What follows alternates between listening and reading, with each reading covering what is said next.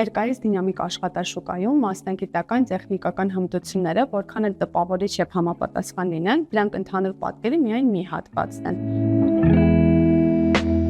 Բիզնեսի թմերի համար լավագույն աշխատակիցները տարբերվում են ոչ միայն տեխնիկական կարողություններով, այլ նաև անձնային հատկանիշներով եւ փափուկ հմտություններով։ Այն տեխնատուները, ովքեր ունեն խնդիրների լուծման զարգացած հմտություն, իրենց առջև դրված խնդիրներն ունեն յուրահատուկ մոտեցում։ Դրանք են բարդ խնդիրները բաժանել ավելի փոքր կառավարելի հատվածների, չկորցնելով ընդհանուր պատկերը։ Դիտարկել տարբեր, հաճախ ոչ ստանդարտ լուծումներ, միևնույն ժամանակ հասկանալով առկա բոլոր հնարավորությունները եւ սահմանափակումները։ Որպեսզի կարողանանք հարցազրույցների ընթացքում գնահատել այս հմտությունը, անհրաժեշտ է ներկայացնել իրական իրավիճակներ եւ կարողանալ գնահատել ոչ միայն վերջնական առաջարկվող արդյունքը, այլ նաեւ մտածողության ընթացքը։ Փնտրեք տեխնատուների, ովքեր չեն վախենում անորոշությունից եւ կարողանում են արդյունավետ գործել սահմանափակ տեղեկատվության պարագայում։ Դրական են վերաբերվում փոփոխություններին, դրանց մեջ տեսնելով հնարավորություններ, արագ են յուրացնում նոր ինֆորմացիան եւ արագ ադապտացվում փոփոխվող միջավայրին։ Հարցազրույցի ընթացքում կարող եք հարցնել,